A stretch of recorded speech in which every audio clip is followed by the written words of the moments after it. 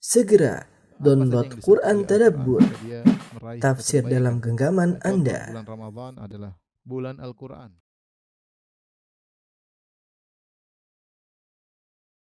Bismillahirrahmanirrahim. Assalamualaikum warahmatullahi wabarakatuh. Alhamdulillahi ala ihsani wa syukru lahu ala taufiqihi wa amtinani wa asyhadu an la ilaha illallah wahdahu la syarika lahu ta'ziman li sya'ni wa asyhadu anna Muhammadan abduhu wa rasuluhu da'ila ridwani. Allahumma salli alaihi wa ala alihi wa ashabihi wa ikhwani. Para dokter yang dirahmati Allah Subhanahu wa taala, para pemirsa yang dirahmati Allah Subhanahu wa taala, kita melanjutkan bahasan tentang masail jahiliyah, itu tradisi-tradisi yang dilakukan oleh orang-orang jahiliyah. Sekali lagi yang dimaksud dengan orang-orang jahiliyah adalah yang sebelum Islam, baik dilakukan oleh Yahudi, Nasrani atau kaum musyrikin, ya, yang melakukannya. Kita di antara penyempurna dari tauhid dan Islam adalah meninggalkan kebiasaan-kebiasaan jahiliyah tersebut. Semakin seorang menjauhkan diri dari kebiasaan-kebiasaan jahiliyah, maka tauhidnya semakin sempurna dan ittiba'nya kepada sunnah semakin murni. Di antara kebiasaan jahiliyah adalah memberi gelar kepada pembawa kebenaran dengan gelar-gelar yang buruk yang membuat orang lari dari ahlul haq, dari pembawa kebenaran. Seperti di zaman Nabi SAW, kaum musyrikin memberi gelar kepada kaum muslimin atau orang-orang yang masuk Islam dengan sabi, dengan sabi. Nabi SAW diberi gelar dengan sabi. Sabi artinya orang yang keluar dari tradisi nenek moyangnya, ya. Tentu Nabi SAW diberi gelar-gelaran yang lain juga. Dikatakan kahin pendusta, dikatakan sahir penyihir, dikatakan majnun orang gila, ya. Dikatakan syairun majnun penyair gila. Dan gelaran-gelaran dikatakan kadzdzab pendusta. Dia dikatakan pemutus silaturahmi, qati'ur rahim. Dan di antara gelar yang paling populer yang disampaikan oleh mereka adalah sabi, keluar dari tradisi nenek moyang. Karena gelar ini yang paling membuat orang tidak mau masuk Islam di zaman tersebut. Karena mereka mengagungkan tradisi sehingga kalau dibilang sabi, mereka tidak mau. Sehingga mereka tidak mau dikatakan sabi. Dengan demikian mereka tidak mau masuk Islam. Setiap ada yang masuk Islam dikatakan sobauta, seperti Umar bin Khattab radhiyallahu taala anhu ketika sudah masuk Islam dikatakan sobauta atau sobauta, kau sudah jadi sabi. Kata Umar bin Khattab, la walakin aslamtu, ya. Saya tidak sabi tapi saya masuk Islam. Ini kebiasaan orang-orang jahiliyah dulu, memberi gelar yang buruk yang buat orang lari kepada ahlul haq. Dan ini diikuti oleh sebagian kaum muslimin zaman sekarang, ya. Mereka membeli gelar-gelar yang tidak tepat, yang tidak diridhai oleh ahlul haq, ya. Seperti orang-orang penolak sifat, mereka dahulu memberi gelar kepada ahlus sunnah dengan al-hasyawiyah. Al-hasyawiyah itu suatu yang hasyu, suatu perkara yang tidak ada faedahnya. Mereka menganggap akidah ahlus sunnah adalah akidah al-hasyawiyah, akidah yang tidak ada faedahnya, akidah rendahan. Sehingga kalau orang membaca akidah ahlus sunnah dikatakan itu hasyawi atau hasyawi, sehingga orang-orang Arab ketika mendengar itu mereka tidak mau, karena ini apa? Akidah rendahan, ya, diberi gelar seperti itu. Padahal itu adalah akidah Ahlussunnah wal jamaah, ya, wal jamaah. Seperti itu, ya. Seperti kemudian juga zaman sekarang, ya, orang-orang yang berusaha mengikuti sunnah diberi gelar-gelaran yang tidak benar, seperti dikatakan Wahabiyah, ya. Padahal kalau kita bilang Wahabi, ya, Wahab adalah nama Allah Subhanahu wa taala. Wahab itu nama Allah. Bagaimana mereka menjadikan nama Allah sebagai nama untuk cercaan. Jadi Wahabiyah kan pengikut Wahab. Wahab itu nama Allah Subhanahu wa taala. Maksud mereka adalah mencela penulis buku ini, itu Muhammad bin Abdul Wahhab, ya. Tapi mereka tidak mengatakan Muhammadi karena Nabi Muhammad, ya, namanya Muhammad. Tapi mereka mengatakan Wahabi. Wahabi padahal Muhammad bin Abdul Wahhab. Wahhab itu nama Allah Subhanahu wa taala. Bagaimana sekarang mereka menjadikan nama Allah Wahabi sebagai suatu nama momok untuk menjauhkan orang daripada kebenaran. Dan orang-orang awam seperti itu, ketika dengar Wahabi dia sudah tidak mendengar. Wahabi selesai. Sehingga menutup otak mereka untuk tidak menelaah apa yang disampaikan. Karena mereka sudah jadi dalam pikiran mereka namanya Wahabi itu sesat. Bahkan disamakan dengan Rafidhah, dan mereka dengan sama Wahabi seperti perkataan sebagian mereka Wahabi dan Syiah seperti kotoran onta yang dibagi dua ya. Subhanallah, perkataan-perkataan keji yang mereka akan mempertanggungjawabkan hal tersebut pada hari kiamat kelak ya. Yang mereka hina adalah Syekh Muhammad bin Wahab rahimahullah taala. Jadi manusia dia punya kelebihan, dia punya kekurangan. Tidak ada yang bilang dia nabi, dia punya kekurangan ya. Tapi mengesankan bahwasanya dia seperti Syiah, kemudian dia sesat, kemudian dengan berbagai macamnya, padahal dia punya jasa besar untuk mendirikan kerajaan Arab Saudi yang satu-satunya kerajaan yang sampai sekarang masih menjalankan hukum-hukum Islam, ya, menjalankan hukum-hukum Islam. Meskipun tentu tidak ada yang sempurna ya, tapi paling tidak dengan dakwah beliau Muhammad bin Abdul Wahhab rahimahullahu taala yang tadinya jazirah penuh dengan kabilah-kabilah yang saling bermusuhan, saling menumpahkan darah, di mana orang berhaji pun tidak aman. Kemudian dengan adanya dakwah menyatukan mereka di atas satu bendera negara yang tegak di atas hukum Islam. Satu-satunya negara yang terang-terangan mengatakan bahwasanya hukum kami adalah hukum Islam. Ya, dengan segala kekurangannya. Tapi maksud saya seorang tatkala memberi gelar hendaknya dia memikirkan bahwasanya dia akan bertanggungjawabkan gelar tersebut pada hari kiamat kelak ya. Demikian. Contoh juga mereka mengatakan bahwasanya orang yang menetapkan sifat dikatakan mujassimah. Ini contoh, mujassimah. Seakan-akan kita mentajsim Allah. Orang yang mengatakan Allah punya wajah dibilang dia menyamakan wajah Allah dengan wajah manusia. Enggak. Kita mengatakan sifat Allah beda dengan sifat manusia, jelas. Sebagaimana ilmu Allah tidak sama dengan ilmu manusia. Sebagaimana zat Allah tidak sama dengan zat manusia. Allah di atas ars, ya. Mereka bilang, oh berarti Allah seperti manusia. Jadi mereka mengesan pada masyarakat seakan-akan kita demikian. Tidak demikian ya. Jadi ini contoh gelaran-gelaran yang tidak benar, yang tidak sesuai dengan kenyataan, yang tidak sesuai dengan kenyataan. Namun demikianlah cara ahlul batil untuk menjauhkan manusia dari kebenaran dengan cara memberi gelaran-gelaran yang tidak sesuai, gelaran-gelaran yang tidak kita ridhai. Gelaran-gelaran yang tidak kita ridhai dengan gelaran-gelaran tersebut ya. Adapun sebagian mereka memberi gelar mereka sendiri mengatakan kami Mu'tazilah. Mereka bangga sampai sekarang orang Mu'tazilah bangga mereka menambahkan diri Mu'tazilah. Ya. Mereka bangga ya. Sebagian mereka bangga menambahkan diri mereka misalnya Asy'ariyah atau Maturidiyah. Mereka memang menambahkan diri mereka demikian ya. Kalau kita tidak pernah menambahkan diri kita dengan Wahabi, tidak pernah kita menambahkan diri kita dengan Mujassimah, enggak ada ya. Ya. Karena kita menamakan kita kaum muslimin, kita Ahlussunnah wal Jamaah ya. Kita mengikuti dalil Al-Qur'an dan sunnah. Apa yang dikatakan Al-Qur'an dan sunnah kita imani. Kita imani ya. Tapi demikianlah gelaran-gelaran buruk yang ditempelkan, dipaksakan ya. Bahkan sebagian mereka memaksakan bahwasanya namanya Ahlussunnah Khawarij. Sampai ditulis buku bahwasanya Salafi adalah Khawarij, subhanallah. Mengesankan kita suka mengkafirkan, suka membunuh darah kaum muslimin, suka merusak kaum muslimin. Dan itu pernyataan yang tidak benar. Sampai isu sampai tersebar. Kemarin saya sempat diundang oleh kawan-kawan di Malaysia karena isu ini tersebar sampai di Malaysia bahwasanya namanya Salafi itu suka mengkafirkan, suka menumpahkan darah kaum muslimin. Saya bilang tidak benar. Contoh kita belajar di Arab Saudi enggak pernah belajar seperti itu. Dan kerajaan Arab Saudi juga tidak demikian ya. Saya bukan dalam rangka maksudnya selalu membenarkan kerajaan Arab Saudi, tidak, tapi contoh nyata yang mereka katakan Wahabi ya. Misalnya kerajaan didirikan oleh Syekh Muhammad bin Wahab rahimahullah taala, apakah seperti itu suka mengkafirkan kaum muslimin atau sebaliknya ya? Kaum muslimin dilayani dalam haji misalnya, sering bantuan-bantuan juga dikirimkan ke tanah air, ke negeri-negeri kaum muslimin di mancanegara ya. Sehingga mereka mengesankan kepada masyarakat yang tidak sesungguhnya, dan ini bahaya pada hari kiamat kelak ya. Bahaya kedustaan. Adapun ikhwan, kalau misalnya kita membahas tentang suatu pemikiran, kita berusaha sesuai dengan dari buku-buku mereka, kemudian jangan mengada-ngada lah, jangan mengada-ngada. Maksud saya bahaya kalau kita memberi gelaran ternyata tidak sesuai dengan kenyataan. Itu cara ahlul batil dahulu ketika mereka ingin melarikan masyarakat daripada kebenaran, mereka beri gelaran-gelaran yang buruk ya. Kemudian di antara kebiasaan jahiliyah adalah berdosa atas nama Allah Subhanahu wa taala ya. Sebagaimana dilakukan oleh orang musyrikin ya. banyak kedustaan yang mereka sandarkan kepada Allah. Kata mereka Allah bilang begini, ternyata tidak. Kata mereka Allah bilang begini, ternyata tidak.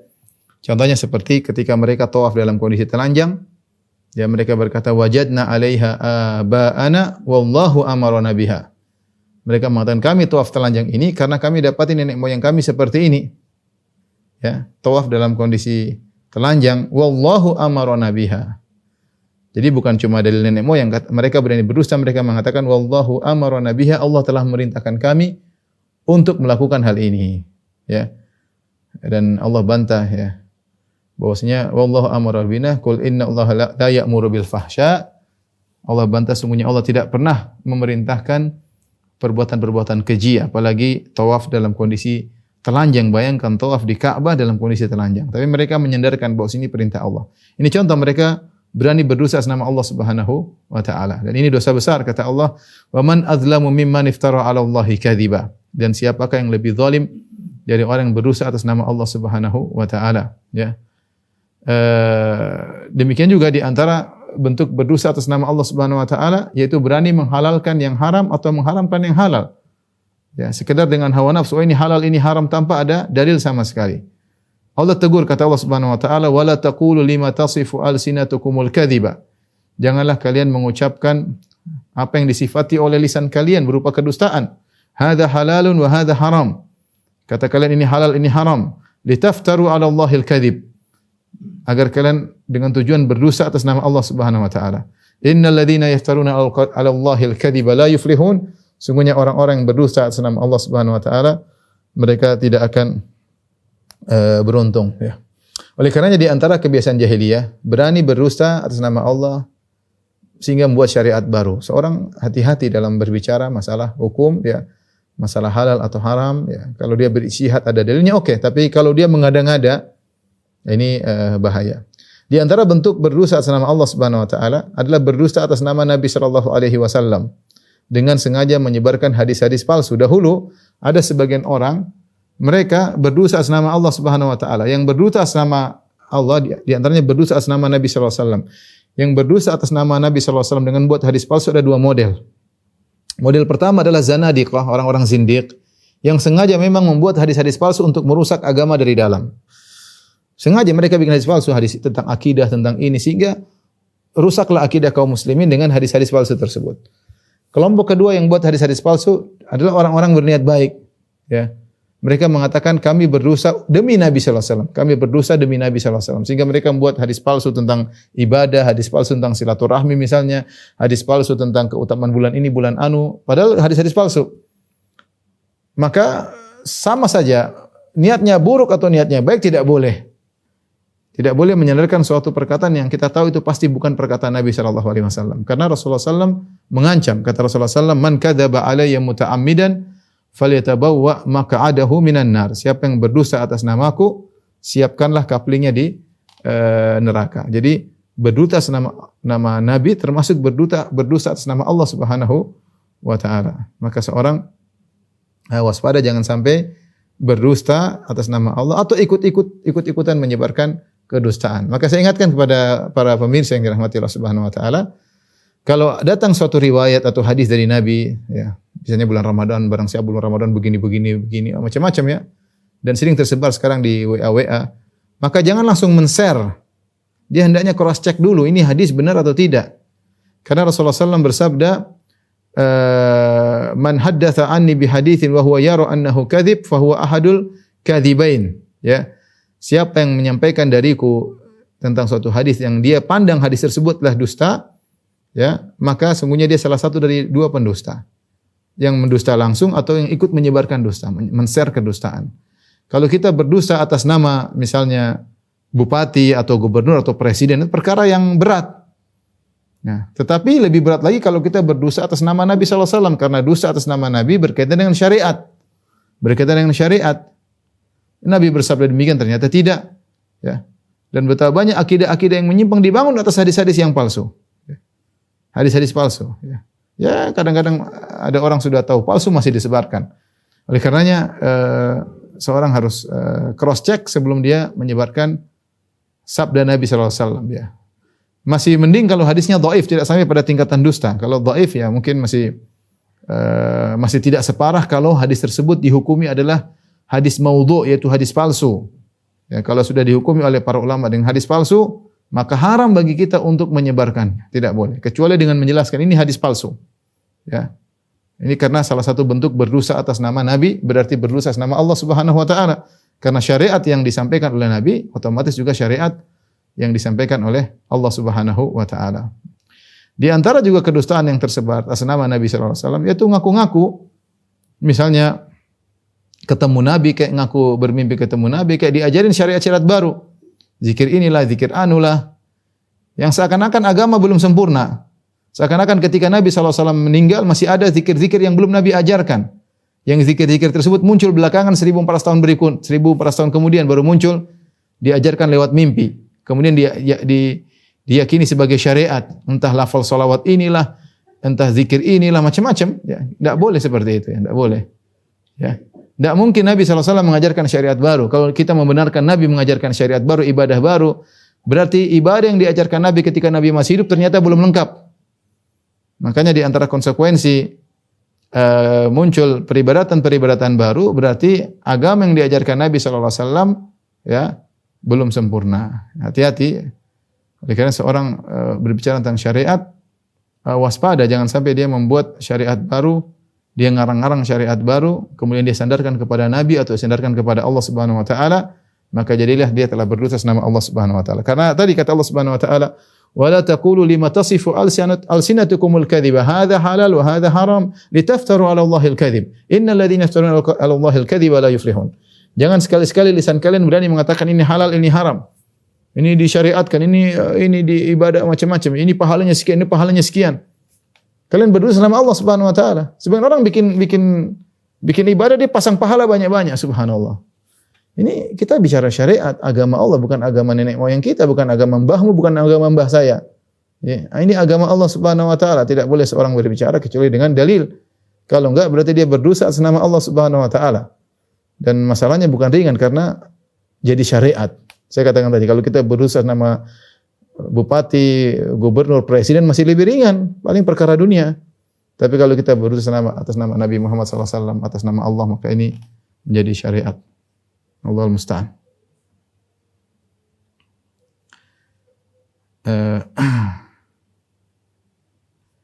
Tapi di antara kebiasaan jahiliyah adalah kaunuhum idza ghulibu bil hujjah fazau ila syaqwa lil muluk kama qala atadharu Musa wa qaumahu liyufsidu fil ardi. Adalah mereka orang-orang jahiliyah kalau mereka sudah kalah dalam diskusi, dalam hujjah, dalam dialog, maka mereka menggunakan cara dengan kekerasan, main otot ya. Di antaranya dengan memanfaatkan penguasa ya untuk menggulingkan atau untuk menjatuhkan ahlul haq. Ini di antara metode mereka ya. Jadi kalau sudah kalah dalam berdialog dengan dalil, mereka sudah tidak bisa menang, akhirnya mereka caranya dengan main otot ya. Dan ini sudah dilakukan sejak zaman Nabi Musa alaihissalam. Ya, ketika Nabi Musa menang dalam dialog, dalam duel melawan para penyihir yang didatangkan oleh Fir'aun dengan jumlah yang banyak. Kemudian setelah terjadi duel antara Nabi Musa dengan mereka dan ternyata Nabi Musa yang menang. Kemudian para penyihir masuk Islam ya. Fa ulqiyas saharatu sujada, mereka sujud dan mereka berkata amanna bi rabbil alamin, kami beriman kepada Rabbul alamin, Rabbi Musa wa Harun. Kami beriman kepada Rabbnya Musa dan Rabbnya Harun. Mereka beriman. Akhirnya para pembesar-pembesar sudah kalah, jelas kalah hujjah, kalah argumen ya. Akhirnya mereka memprovokasi Fir'aun. Kata mereka, atadaru Musa wa qaumahu liyufsidu fil ard. Wahai Fir'aun, apa kau biarkan Musa begitu saja dan kaumnya untuk melakukan kerusakan di atas muka bumi? Ya. Jadi mereka akhirnya menggunakan kekuatan penguasa. Dan ini terjadi, kita lihat di sebagian daerah ya. Sebagian orang-orang menyuruh pada kebenaran ya. Akhirnya dengan menggunakan kekuasaan, akhirnya dalam rangka untuk memberhentikan dakwah misalnya ya. Contoh kita seperti dai seperti Dr. Zakir Naik ya, hafizahullah taala ya, yang kemudian dilarang sana dilarang sini karena dengan kekuasaan dia ya, qadarullah ya. Beliau harus lebih banyak bersabar lagi ya. Kemudian juga contoh di zaman dahulu, zaman Imam Ahmad rahimahullahu taala, ketika kaum Mu'tazilah bisa dekat dengan para khalifah seperti Khalifah Al-Ma'mun dan saudara-saudaranya ya, Khalifah Al-Mu'tasim dan yang lainnya, ketika Mu'tazilah berhasil dekat dengan penguasa, akhirnya mereka memprovokasi penguasa ketika itu untuk menangkapin ahlu sunnah. Ditangkapin, dipaksa untuk mengatakan Al-Quran itu makhluk. Kalau tidak maka dibunuh. Kalau tidak maka dibunuh. Ya. Tentunya mereka menggambarkan yang tidak-tidak tentang Ahlus Sunnah di hadapan penguasa. Sampai di antara para ulama ada yang harus akhirnya melakukan tauriyah. Ya, kalau tidak mengatakan Al-Quran itu makhluk, maka akan dibunuh. Ya. Di antara mereka yang terpaksa harus mengatakan Al-Quran itu makhluk. Di antaranya ada yang bertahan, ya. Seperti Al-Buwaiti, muridnya Imam Syafi'i rahimahullah, yang ditangkap, dibelenggu, ya. Dia mengatakan saya, ya, dia rela untuk dilakukan demikian untuk menunjukkan bahwasanya al-haq harus dibela. Di antaranya Imam Ahmad rahimahullah taala yang kemudian ditangkap, dicambuk ya, disiksa ya, sampai dagingnya lepas dari tubuhnya ya. Dan dia tetap bertahan mengatakan Al-Qur'an itu bukan makhluk. Ini metode-metode yang dilakukan oleh sebagian ahlul bid'ah yang mengikuti metode-metode kaum jahiliyah dahulu. Ketika sudah kalah dalam berdiskusi dalam dialog, maka menggunakan otot. Seharusnya kalau memang di atas kebenaran, diskusi saja, nggak ada masalah. Tidak harus kemudian main otot, maksa, ya, bongkar sana, bongkar sini, usir sana, usir sini. Saya rasa tidak. Kalau memang punya dialog, ya dialog ya, tidak harus kemudian dengan dengan otot. Ini semua ada perhitungannya pada hari kiamat kelak ya. Ini semua ada perhitungan pada hari kiamat. Bukan berarti kalau otot Anda lebih kuat berarti Anda di atas kebenaran, tidak harus demikian ya. Maka seorang bertakwa kepada Allah Subhanahu wa taala, jangan mengikuti metode-metode jahiliyah ya. Jangan metode-metode jahiliyah. Taib, ikhwan dan akhwat yang dirahmati Allah Subhanahu wa taala, di antara ya cara mereka dalam dilakukan orang jahiliyah untuk memberhentikan ahlul haq, di antaranya di sini disebutkan ramyuhum ahlal haqqi bisifati dzamimah wa ramyuhum iyyahum bil fasadi fil ardi kama fil ayah wa bintiqasi dinil malik wa alihatihi wa tabdilid din. Artinya di antara metode jahiliyah adalah menuduh ahlul haq dengan sifat-sifat yang buruk ya. Kemudian menuduh mereka melakukan kerusakan di atas muka bumi, atau menuduh mereka merendahkan pihak penguasa, atau menuduh mereka merubah-rubah agama. Ini dikumpulkan dalam beberapa kebiasaan jahiliyah. Ya, di antaranya tadi menuduh ahlul haq dengan sifat-sifat yang buruk, menuduh mereka melakukan kerusakan, menuduh mereka merendahkan agama kerajaan, menuduh mereka telah merubah-rubah agama. Dan ini semua dibawakan oleh Syekh Muhammad Abdul Wahhab rahimahullahu taala tentang bagaimana di zaman Nabi Musa, di mana para pembesar-pembesar Fir'aun menjilati, cari muka di hadapan Fir'aun ya, penjilat di hadapan Fir'aun dengan memberi gelaran-gelaran yang buruk. Dan termasuk Fir'aun juga demikian ya. Termasuk Fir'aun juga demikian. Tadi mereka berkata, "Atadaru Musa wa qaumahu liyufsidu fil ard." Wahai Fir'aun, apakah kau biarkan Musa begitu saja, tidak kau bunuh, tidak kau tangkap, dan kau biarkan kaumnya liyufsidu fil ardi, untuk melakukan kerusakan di atas muka bumi. Padahal Nabi Musa tidak melakukan kerusakan. Nabi Musa hanya ingin Fir'aun tidak menzalimi Bani Israel, agar tidak menzalimi Bani Israel, dan Bani Israel dikeluarkan dari Mesir karena disiksa, dibunuh ya. Tidak ada yang melakukan kerusakan. Tapi mereka menamakan dakwahnya Nabi Musa adalah kerusakan. Dan Fir'aun juga mengatakan demikian.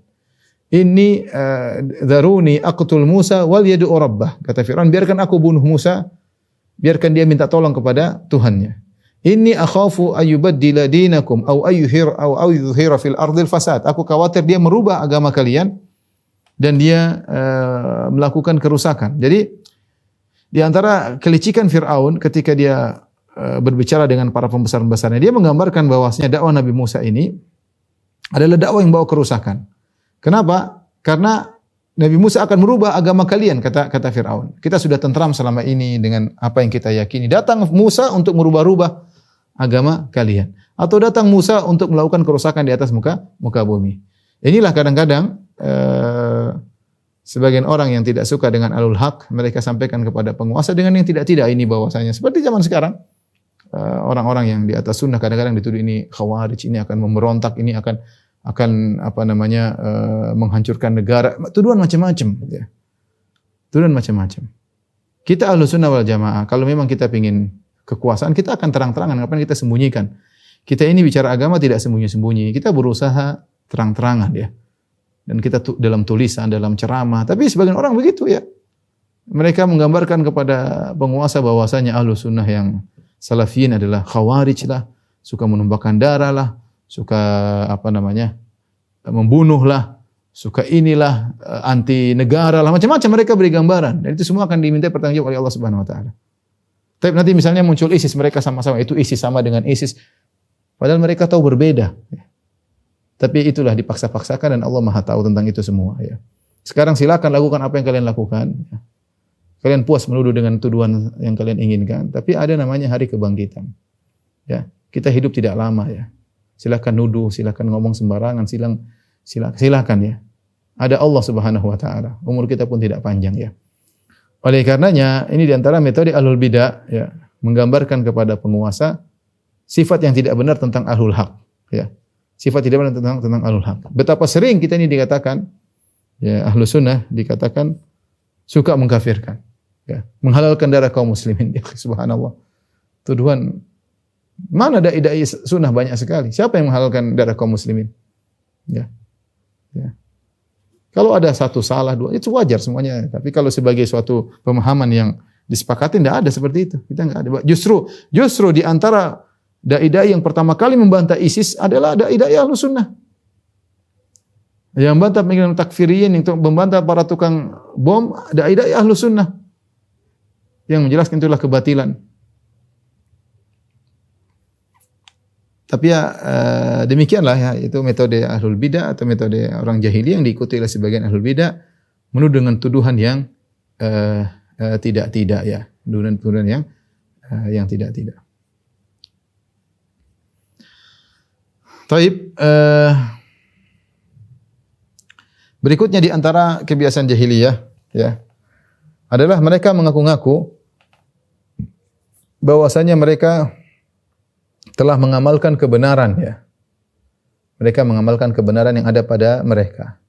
Di antaranya Allah mengisahkan perkataan orang-orang Yahudi. Mereka berkata, "Nu'minu bima unzila alaina." Kami beriman terhadap apa yang Allah turunkan kepada kami. Kata mereka, ma'atarkihim iyyahu, padahal tidak benar, justru mereka tidak beriman. Allah sebutkan dalam surat Al-Baqarah ayat 91 orang-orang Yahudi tentang bagaimana sikap mereka. Kata Allah Azza wa Jalla, "Wa idza qila lahum aminu bima anzalallah," jika dikatakan kepada mereka orang-orang Yahudi, berimanlah kepada apa yang Allah turunkan. Qalu nu'minu bima unzila alaina. Kata mereka, kami beriman dengan apa yang Allah turunkan kepada kami. Kata mereka, iya, kami beriman. Dikatakan kepada mereka, berimanlah tentang apa yang Allah turunkan. Kata mereka, nu'minu bima unzila alaina. Lah, kami sudah beriman kepada yang Allah turunkan kepada kami. Ya. Maksudnya kami sudah beriman kepada Taurat, ya. Maka Allah bantah setelah itu, wa yakfuruna bima wara'ah. Mereka bohong, ya. Ngaku-ngaku beriman kepada apa yang Allah turunkan, padahal mereka kufur kepada selain itu, ya. Ternyata setelah itu Allah turunkan apa? Allah turunkan Injil dan mereka tidak beriman. Padahal Injil adalah termasuk yang Allah turunkan. Yahudi tidak mau beriman kepada Injil. Mereka menganggap Injil keliru. Mereka menganggap Injil memansuhkan sebagian isi Taurat. Padahal kata mereka Taurat adalah tidak bisa dimansuhkan, ya. Sudah hukum yang pasti tidak akan berubah. Ternyata datang Nabi Isa alaihissalam dengan Injil yang kata Nabi Isa, wa li uhilla lakum ba'dha alladhi hurrima alaikum. Dan aku menghalalkan sebagian yang haramkan bagi kalian. Itu Nabi Isa merubah sebagian hukum Taurat, tapi mereka tidak mau beriman. Apalagi setelah itu lagi Al-Quran, mereka lebih tidak beriman lagi. Ya. Mereka tidak beriman lagi. Jadi, Ini hanyalah kedustaan dari mereka, ya. Yang mereka ngaku-ngaku mereka mengamalkan apa yang Allah ajarkan kepada mereka, namun kenyataannya tidak. Kita bantah mereka dari dua sisi. Sisi pertama bahwasanya mereka tidak beriman, apa pengakuan mereka mengamalkan perintah Allah tidak benar. Pertama karena di antara apa yang Allah turunkan kepada mereka, kepada manusia adalah Injil, Allah turunkan kepada Bani Israel. Dan Allah turunkan Al-Quran untuk seluruh umat manusia termasuk suku Yahudi. Tapi ternyata mereka tidak beriman dengan Al-Quran. Berarti mereka tidak beriman dengan apa yang Allah turunkan kepada mereka. Mereka hanya beriman kepada sebagian. Afatu'minuna bi ba'dil kitab wa takfuruna bi ba'd. Apa kalian beriman dengan sebagian Alkitab dan sebagian kalian kufuri? Ya. Adapun Islam, kita beriman kepada seluruh nabi. Ya. La nufarriqu baina ahadin min rusulih. Kita tidak pernah membedakan nabi-nabi pun satu dengan yang lain. Kami beriman, kita beriman dengan seluruhnya. Beriman dengan Nabi Musa, beriman dengan nabi-nabi Bani Israel, beriman dengan Nabi Isa alaihissalam, beriman dengan Nabi Muhammad sallallahu alaihi wasallam. Dia tidak membedakan satu dengan yang lainnya, ya. Kami tidak membedakan satu dengan yang lainnya.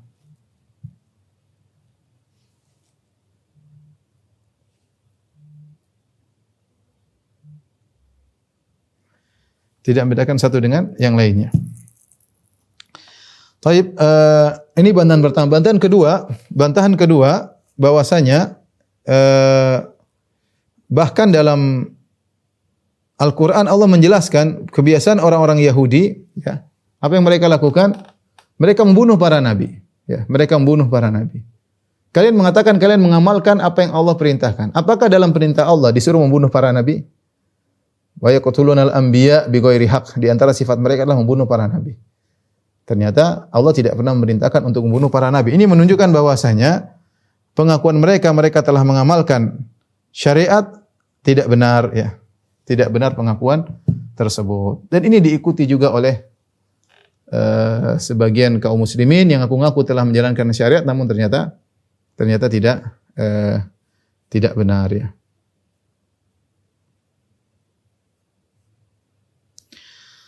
Oleh karena seorang berusaha menjalankan syariat Islam dengan sebaik-baiknya, jangan hanya sekedar pengakuan, oh kami sudah jalankan ternyata tidak dijalankan, ya. Pengakuan seperti itu sama dengan pengakuan orang-orang Yahudi di zaman jahiliyah, ya. Taib, di antara kebiasaan jahiliyah yang harus kita tinggalkan juga adalah menambah-nambah dalam ibadah sebagaimana perbuatan orang-orang Yahudi pada hari Asyura, atau mengurangi syariat seperti kebiasaan orang-orang musyrikin yang tidak wukuf di padang Arafah ketika haji. Di sini Syekh Muhammad bin Wahab rahimahullahu taala menjelaskan tentang dua kebiasaan jahiliyah. Pertama, menambah-nambah ibadah. Yang kedua, mengurangi-urangi ibadah. Dua-duanya tentu tidak diperbolehkan. Seorang berusaha menjalankan ibadah sebagaimana paket yang datang, jangan dirubah-rubah, jangan ditambah-tambah, jangan dikurangi. Karena Islam datang dengan sempurna. Ya. Orang-orang Yahudi, mereka menambah-nambah. Kita tahu bahwasanya Nabi Musa alaihissalam diselamatkan oleh Allah dari kejaran Fir'aun pada tanggal 10 Muharram, yaitu hari Asyura. Ya. Sebagaimana yang Allah kisahkan dalam Al-Quran. Sehingga akhirnya fasamahu Musa syukran lillah. Nabi Musa berpuasa mensyukuri nikmat Allah tersebut karena diselamatkan pada hari Asyura, tanggal 10 Muharram. Karenanya ketika Nabi SAW datang kota Madinah, wajadal Yahuda tasum. Nabi mendapati orang-orang Yahudi berpuasa. Maka Nabi bertanya kepada orang Yahudi, ma hadzal yaum? Ini hari apa? Kenapa kalian berpuasa? Mereka berkata, hadza yaumun najjallahu Musa wa qaumahu min Fir'aun, ya, wa junudi. Kata mereka bahwasanya ini adalah hari di mana Allah selamatkan Musa dan kaumnya dari kejaran Fir'aun dan pengikutnya. Ya.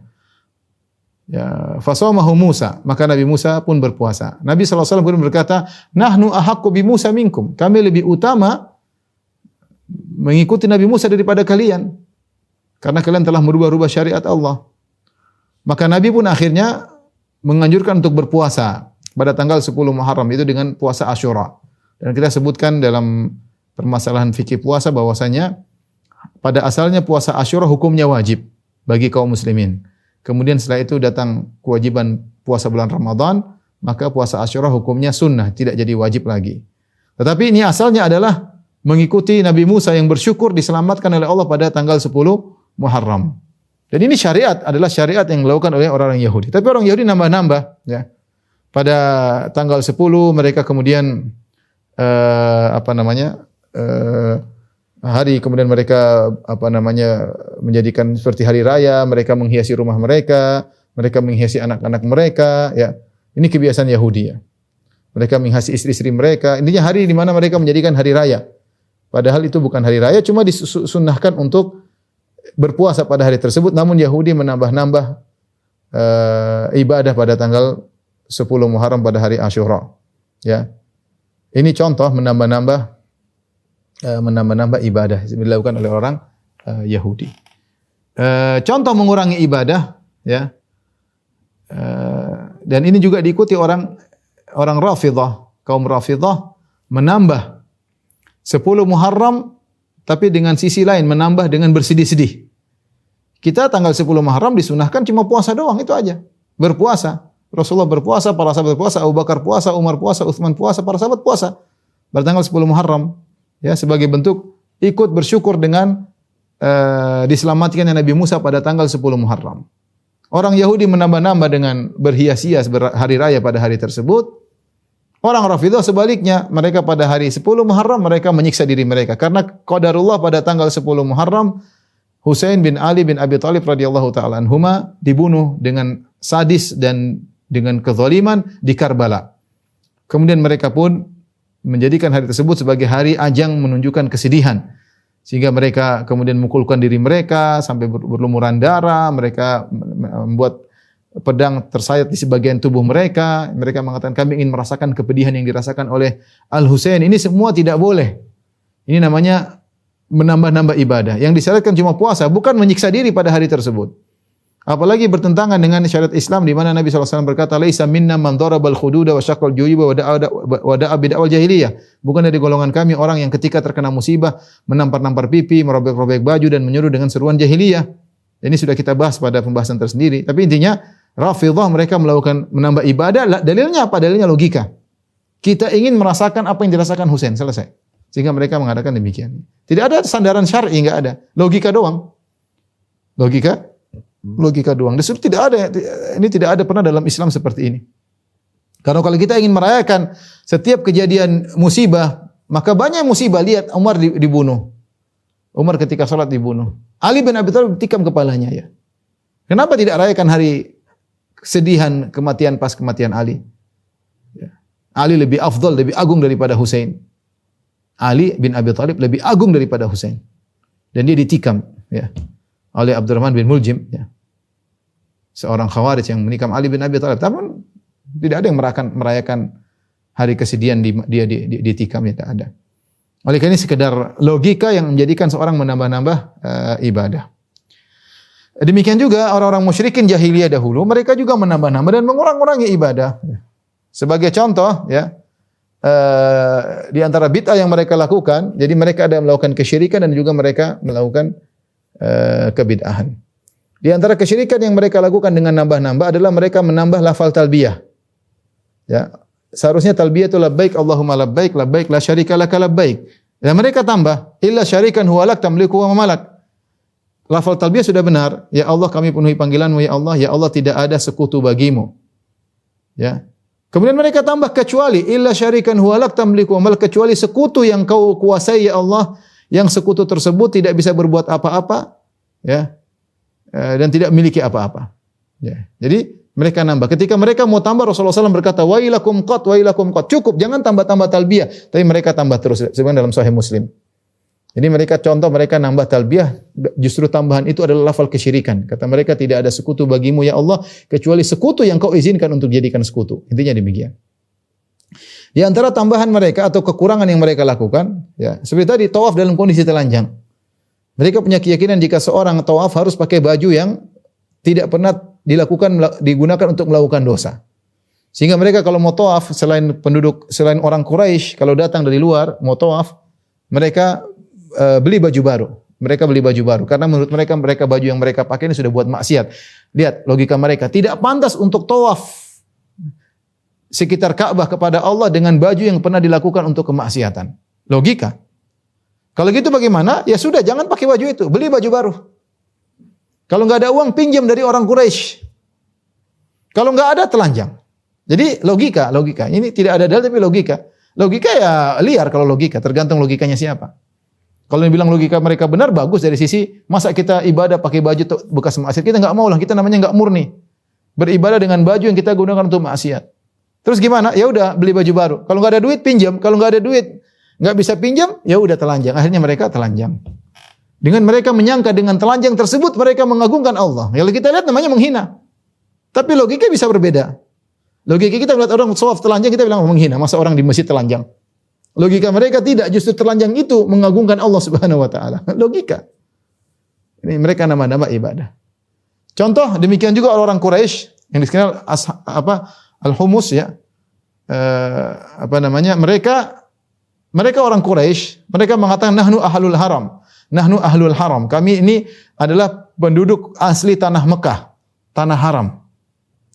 Oleh karenanya kalau kami berhaji, kami tidak mau wukuf di tanah halal. Jadi Mekah itu adanya Ka'bah, Ka'bah. Setelah Ka'bah kemudian tanah haram. Setelah tanah haram baru kemudian tanah halal, ya, tanah halal. Di antara tanah halal adalah Arafah.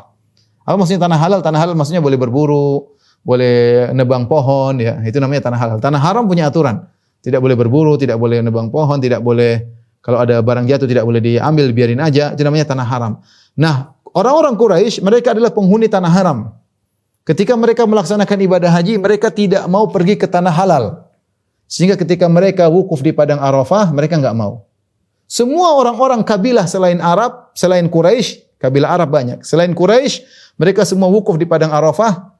Sementara orang-orang Quraisy tidak mau. Kata mereka, kami penghuni tanah haram, kami tidak mau pergi ke tanah halal. Sehingga mereka wukufnya tanggal 9 Dzulhijjah di Muzdalifah. Ini namanya merubah haji. Padahal haji ini sudah diajarkan oleh Nabi Ibrahim alaihissalam. Dan diwariskan melalui Nabi Ismail alaihissalam. Dan Nabi Ismail adalah nenek moyang mereka semuanya. Tapi mereka rubah-rubah sehingga mereka akhirnya wukufnya di Muzdalifah bukan di padang Arafah. Ini semua adalah kebiasaan orang jahiliyah. Nah, kita umat Islam jangan nambah-nambahin syariat dan jangan ngurang-ngurangi syariat, ya. Berusaha menjalankan syariat sebagaimana diajarkan oleh Nabi sallallahu alaihi wasallam, yaitu sempurna, jangan ditambah-tambahin dan jangan dikurang-kurangi. Dari situ dalam syariat Islam ada namanya bid'ah, ada dua model secara umum. Ada namanya bid'ah hakikiyah dan ada namanya bid'ah idhafiyah. Apa itu bid'ah hakikiyah? Bid'ah hakikiyah itu benar-benar bid'ah, benar-benar membuat suatu ibadah baru yang tidak pernah diajarkan. Adapun bid'ah idhafiyah, bid'ah tambahan itu adalah ibadah yang dimodif. Bid'ah ibadah yang dimodif. Sebagaimana tadi orang musyrikin tawaf ada ibadahnya tapi dimodif jadi ada tawaf telanjang. Talbiyah ada ibadahnya tapi dimodif dengan tambahan illa syarikan huwa lak tamlihu wa malak. Sama seperti wukuf. Wukuf ada ibadahnya tapi mereka modif dengan modifikasi, bukan wukuf di padang Arafah tapi wukuf di Muzdalifah, di tanah haram. Seperti orang-orang Syiah, ya, bahwasanya ada ibadah berpuasa di bulan tanggal 10 Muharram tapi mereka modifikasi dengan tambahan kesedihan menyiksa diri. Namanya itu ibadah bid'ah idhafiyah, ya. Ada jadi bid'ah, ada dua, ada bid'ah yang hakikiyah dan ada bid'ah idhafiyah. Bid'ah hakikiyah seperti apa? Bikin salat yang tidak ada contohnya. Ya seperti kata Imam Nawawi rahimahullah taala, seperti salat raghaib, tidak ada dalilnya hadis palsu. Salat 6 rakaat di malam Jumat pertama di bulan Rajab disebut dengan salat raghaib. Ya, ini diingkari oleh Imam Nawawi rahimahullah, ini adalah bid'ah yang mungkar. Ini namanya contoh bid'ah hakikiyah, tidak ada, bukan bid'ah yang dimodif, benar-benar perbuatan bid'ah yang baru, ya. Seperti itu, ya. Ini contoh. Sama seperti Imam Nawawi juga menyebutkan seperti salat 100 rakaat di malam nisfu Sya'ban. Ini juga tidak ada hadisnya atau hadisnya palsu. Kemudian mereka membuat suatu ibadah baru yang tidak disyariatkan salat seperti itu. Tidak ada sama sekali. Mereka bikin bid'ah yang baru yang tidak ada contohnya. Kebanyakan di masyarakat lah bid'ah bid'ah idhafiyah, ya. Bid'ah idhafiyah itu suatu ibadah yang dimodifikasi, ya. Contoh lagi seperti bid'ah hakiki yang benar-benar bid'ah baru, seperti apa? Seperti salat Rebu Wekasan. Ini salat dari mana nih? Katanya salat dilakukan di bulan Safar karena ada hari sial, Hari Rebu maka disolatin supaya kesialan tidak datang. Ini sudah bid'ah di atas bid'ah. Meyakini sialnya bulan Safar itu adalah kesyirikan, ya. Itu namanya tatoyur, meyakini hari tertentu hari sial. Jadi sudah meyakini hari tersebut hari sial, hari Rebu hari sial, kemudian dilawan kesialan tersebut dengan ibadah bid'ah, dengan salat untuk menolak kesialan. Sialan saja enggak ada, kemudian bikin salat bid'ah. Ini namanya bid'ah hakikiyah. Bukan suatu ibadah yang dimodifikasi, ya. Bukan suatu ibadah yang dimodifikasi. Ya. Jadi kita beribadah enggak usah nama Nabi kurang-kurang. Rasulullah SAW ketika salat Rasulullah mengatakan sallu kama ra'aitumuni usolli. Salatlah sebagaimana kalian lihat aku salat. Rasulullah berhaji, Rasulullah berulang-ulang. Kita Rasulullah SAW di Mina, Rasulullah SAW di Arafah, Rasulullah SAW di Jamarat. Rasulullah SAW mengatakan khudhu anni manasikakum. Ambillah tata cara manasik haji dariku. Rasulullah suruh ikut tata cara manasik, bukan bikin kreasi manasik sendiri. Enggak. Jadi kalau ingin beribadah, maka beribadah dengan contoh Nabi SAW. Karena kalau kita boleh berkreasi, repot. Maka agama ini tidak akan pernah selesai. Masing-masing punya kreasi. Mereka bilang ini baik kok. Ya, kalau semuanya baik ya baik. Kita bisa bikin ibadah. Saya ingin bikin sholat, misalnya sholat 2 pekanan. Masa sholat dilarang ya? Kreasi. Ada bertanya, Ustaz bagaimana sholat birrul walidain misalnya? Sholat birrul walidain dari mana lagi? Kreasi. Kalau kita buka pintu kreasi, repot. Dan itu yang terjadi sekarang. Ada sufi-sufi, kaum sufi punya ibadah sendiri, punya zikir sendiri, punya tarian sendiri. Semuanya dianggap agama. Orang bebas. Kalau gitu Al-Quran dan Sunnah buat apa? Tidak ada yang terikat dengan Al-Quran dan Sunnah. Semuanya bebas berkreasi dalam melakukan ibadah. Mau zikir gaya ini, mau ibadah kayak begini, mau sholat model begini. Mau akidah seperti ini, terserah. Mau akidah mau ikut Plato, ikut Aristoteles, terserah. Terus gimana? Kreasi dalam ibadah, kreasi dalam akidah. Islam sudah enggak murni lagi. Nah, kita nyerukan kepada Al-Quran dan Sunnah. Dibilang Wahabi. Repot.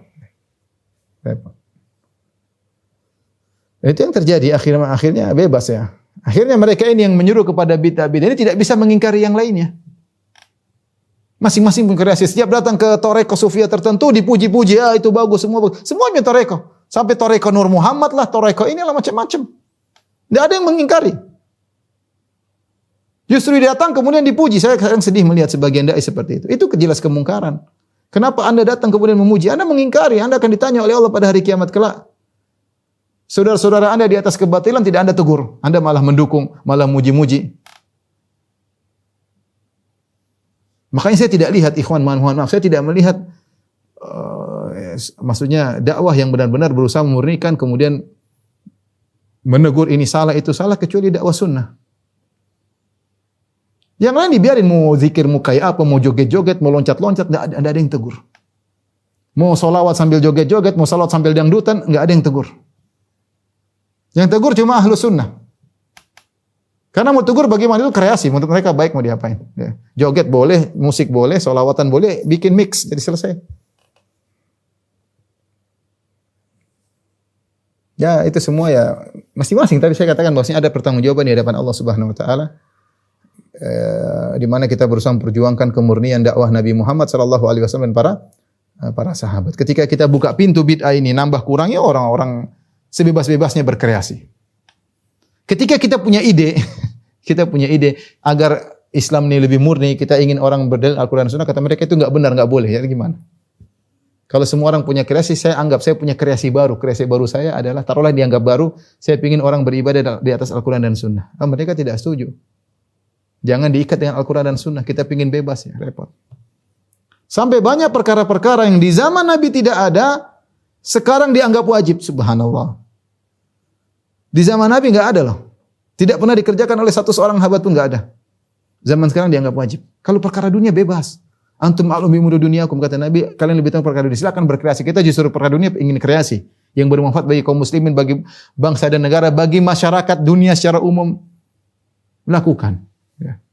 Kalau ibadah mau kreasi bagaimana? Sudah, apakah yang diajarkan oleh Nabi masih kurang? Makanya apa kata Imam Malik? Ya, man istahsana bid'atan faqad za'ama anna Muhammadan khana risalah. Barang siapa yang menganggap baik suatu bid'ah, maka dia telah menganggap Nabi Muhammad telah mengkhianati risalah. Yaitu ada yang disembunyikan oleh Nabi sallallahu alaihi wasallam. Ya. Ada yang disembunyikan oleh Nabi sallallahu alaihi wasallam. Demikian juga kata Imam Malik, ya. Faman lam yakun yauma idzin dinan falan yakunal yauma din. Apa yang di zaman Nabi Muhammad bukan agama tidak mungkin sekarang jadi agama, mustahil. Yang zaman Nabi bukan agama sekarang jadi agama berarti enggak benar. Berarti ada yang agama yang Nabi tidak tahu kita tahu. Ada agama yang Nabi para sahabatnya tidak kerjakan, kamu kerjakan sekarang. Makanya ketika Ibnu Mas'ud radhiyallahu anhu melihat sekelompok orang berzikir dengan rame-rame dengan satu suara, dia mengatakan, laqad ji'tum bi bid'atin dzulma aw fuqtum ashaban Nabi sallallahu alaihi wasallam. Berkata, kalian telah mendatangkan bid'ah yang gelap atau kalian telah mengungguli para sahabat Nabi. Perhatikan kata dia, atau kalian telah mengungguli para sahabat Nabi. Itu kalian lebih hebat daripada para sahabat. Para sahabat tidak seperti begini. Artinya ada ibadah yang kalian lakukan sahabat tidak tahu. Ada ibadah yang kalian lakukan yang sahabat tidak tahu. Ini kita bicara ritual ya. Kalau masalah sarana yang enggak ada masalah karena itu bukan tujuannya seperti Zoom, seperti mikrofon. Itu namanya sarana, seperti belajar nahwu sharaf itu sarana, belajar ilmu jarh wa ta'dil itu sarana, pondok itu sarana, jembatan itu sarana. Kita tidak bicara itu, kita bicara bentuk ibadah baru yang merupakan tujuan dan ritual. Ya. Tapi kita lanjutkan terakhir ya, mengenai di antara kebiasaan jahiliyah adalah meninggalkan apa yang Allah wajibkan dengan alasan karena wara ya, karena wara ya. Karena wara. Dan ini dilakukan oleh orang-orang musyrikin jahiliyah. Ya, mereka banyak meninggalkan perkara-perkara yang yang wajib dengan alasan bahwasanya itu adalah wara ya. Contohnya tidak disebutkan tadi orang-orang jahiliyah mereka tawaf dengan telanjang kata mereka karena tidak enak kalau kita tawaf dengan baju yang pernah kita lakukan buat maksiat. Padahal namanya tawaf harus menutup aurat. Mereka meninggalkan suatu kewajiban karena alasan wara ya. Bagaimana kami bertawaf di hadapan Allah dengan baju yang pernah kami gunakan untuk maksiat. Daripada kita pakai baju yang pernah gunakan maksiat mending kita telanjang tawaf. Padahal ini memakai menutup aurat adalah wajib dalam tawaf dengan alasan karena wara, karena wara ya. Demikian juga ada namanya firqah Sufiyah namanya Al-Malamiyah atau Mulamiyah ya. Mereka itu melakukan perkara-perkara yang haram. Kata mereka supaya dihina orang dan ini supaya mereka tidak riya ya. Jadi sengaja mereka melakukan pelanggaran, sengaja mereka meninggalkan kewajiban. Terkadang di antara mereka terkadang harus nyolong. Supaya apa? Supaya dihina masyarakat dan menurut mereka itu ibadah kepada Allah. Mereka kalau berhasil dihina, direndahkan ini berarti mereka lebih ikhlas kepada Allah Subhanahu wa taala. Ya. Atau seperti sebagian orang di zaman sekarang tidak mau ke masjid misalnya, saya tidak mau sholat di masjid kenapa? Takut riya. Itu tidak boleh ya. Ya antum jangan takut riya, jalan aja. Riya dilawan ya. Gara-gara takut riya akhirnya tidak ke masjid ya ini salah.